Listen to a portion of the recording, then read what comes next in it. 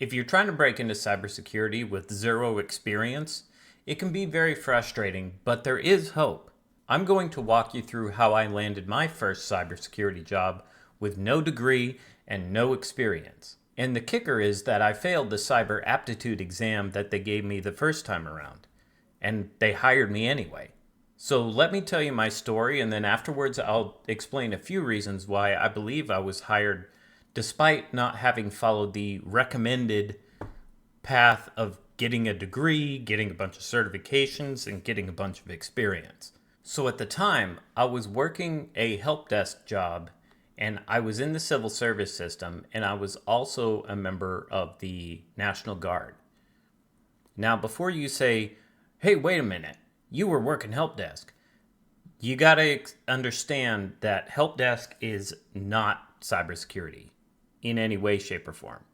Yes, it is still working with technology, but a good analogy is help desk is the janitor in a mall, while cybersecurity is the security guard of the mall or the mall cop. Yes, they both work in the mall, but they are very different jobs, okay? So don't let that part trip you up. The part you need to focus on is that I was in the civil service system, so working for the federal government, and I was also a guardsman. Now, I was applying for a bunch of other civil service jobs at the time that were IT and cybersecurity related because I was pretty low on the totem pole and I wanted to climb the career ladder. I had a young family to take care of, so I needed to make more money.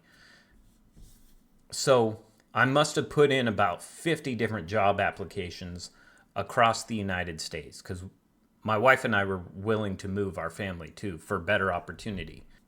And it was very frustrating. Most of the time I would never hear back from anyone, and the times I did, I would do an interview and then nothing would happen. I would never hear back. And then eventually I would get the rejection letter saying they selected somebody else. So it was very frustrating. However, I kept going, and eventually I got a call back from somebody that the opportunity sounded hopeful. The guy I was talking to, the hiring manager, did a quick phone screening interview. We talked for probably, it was a decent amount of time. We probably talked for about 30, 40 minutes. It was for a cybersecurity analyst job, and it sounded like a great opportunity. It was down in Texas, so I would have to move my family, and I told them I was, more than happy to do that because it was definitely a pay raise. It was a step up in the civil service system. Now, the one problem I encountered is that the phone interviewer said, hey, before we can hire you, you have to pass this cyber aptitude exam. And it was a proctored test, 50 questions, hour and a half to complete. And I said, fine. And being a straight A student, I had never failed a test before. So I thought, oh, this is mere formalities, just a checkbox. And so I went and took the test, and you needed a 60 at minimum to pass, and I scored a 58. And I was devastated at this point. Number one, not only had that test failure destroyed my opportunity to get a cybersecurity job and move up in the civil service system, it also kind of kicked me in the gut from an ego point of view because I'd never failed a test before. This was my first test failure in my life. Throughout all my years in education, I would always study extremely hard for every test, and I studied extremely hard for this one and still didn't score high enough. So, really disheartened, I ended up calling the hiring manager back and I said, look, I failed the test. I got a 58. You need a 60 to qualify for a cybersecurity job according to this test. And to my shock and surprise, the hiring manager said, you know what? Don't worry about that. You scored really close. We'll hire you anyway, but we do need you to retake the test and pass it as a formality. And I was like, what? Are you serious? I was shocked. Like, I couldn't believe that he said that. So I ended up moving my family down to Texas, taking the job, studied for like, you had to have 6 months between test failures. So I studied for 6 months, studied my butt off for that test. And I ended up barely passing with a 66, but I passed. So I got to keep my cybersecurity job. So that experience really surprised me, and it kind of taught me that sometimes some of the formalities, like the aptitude test I had to take, those rules can be kind of flexible sometimes. Obviously in the real world that's not going to happen all the time, but sometimes you can get lucky, and some of those rules they can flex on if they want you bad enough. So why did they hire me? Well, there's three key reasons that they hired me. Since then I've been in the industry for a long time, and so I know these reasons to be factual at this point. I was already in the civil service system, and what this means is that it was administratively a lot easier to hire me because my name was already in the system. I'd been in the civil service system for about 4 years at that point, 4 or 5 years at that point. So they knew it would be easy to move me over into that job administratively. So it minimized the friction. Also, I was in the National Guard, and the hiring manager that I was speaking with was in the National Guard as well. So this kind of gave us a touch point. This is something we had in common, and throughout the interview, the initial screening interview, we talked and reminisced about our Guard experience quite a bit. So he had some familiarity with me. We had shared experience, and that really helps in building trust when you're doing an interview. Also, I was very enthusiastic about this job, and I was willing to move my family.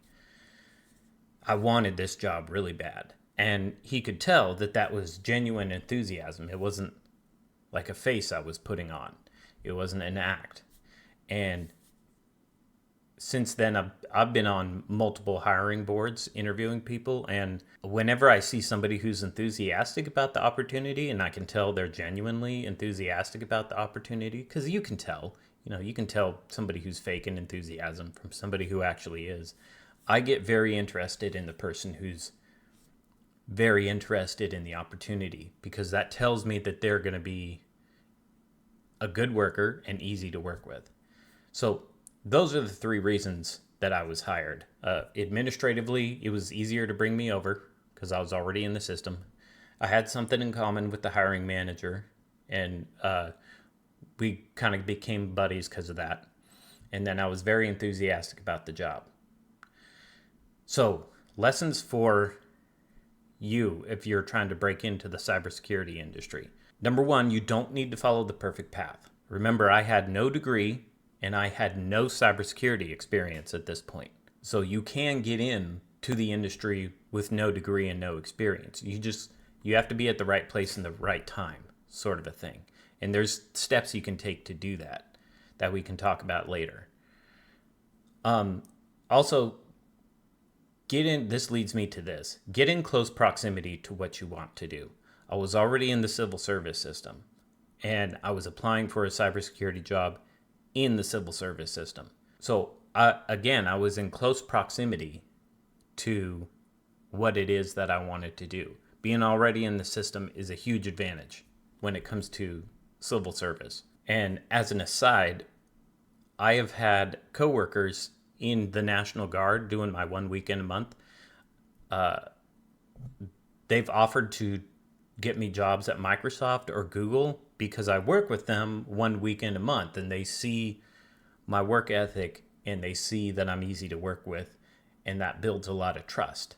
So trust is really the currency when it comes to careers and getting hired and so on. So recommendation number one, get in close proximity to where you want to work.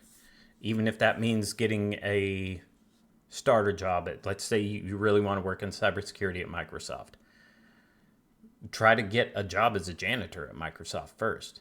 any, you don't have to have a job as a janitor, but my point is get in the system. And it doesn't have to be the exact job you want. Just get in there and get close to what it is you want to do and where you want to work. That's recommendation number one. Recommendation number two, once you land that interview, find common ground with the hiring manager. Or, if you don't find common ground, that's okay too.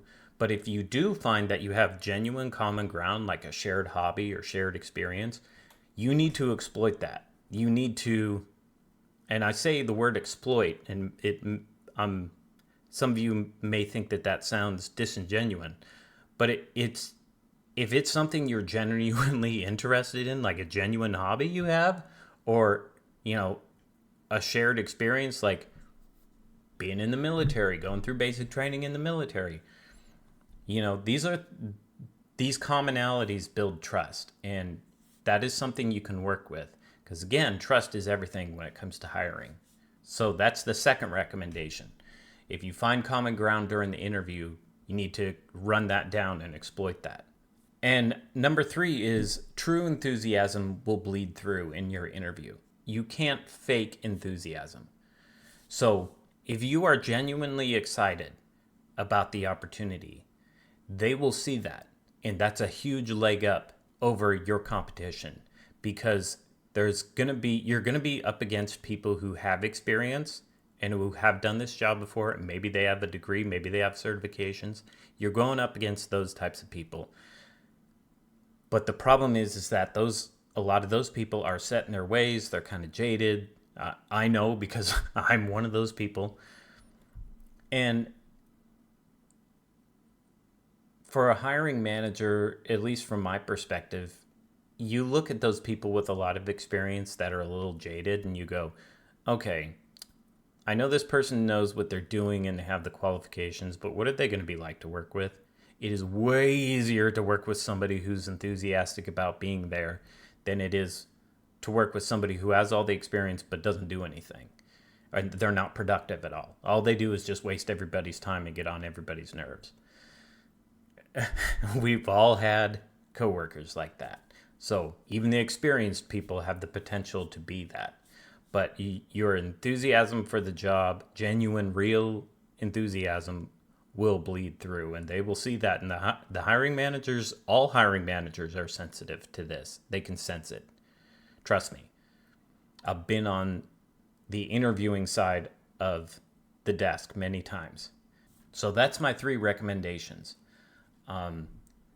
Get in close proximity to what you want to do. Once you land the interview, if you find common ground anywhere, you need to run that down and go with it. And also have enthusiasm. And this is one of those things that maybe you either have it or you don't. But if you do have it, that's going to shine through, and that's going to be a big leg up against your competition. So those are my 3 recommendations. Now, I've been in the industry for 15 years and I've done a lot of interviews. So I'm thinking of putting together like a course or some coaching or a white paper or something on, all the recommendations I would have for somebody who's looking to break into the cybersecurity industry. So let me know in the comments if that's something you'd be interested in participating in, and let me know what form would you like that to take. Would you like coaching? Would you like a white paper? Would you like a course? Or how would you like that information presented to you? And if that doesn't interest you, don't worry about it. Thanks for hanging out with me, and I'll see you in the next one. Take care.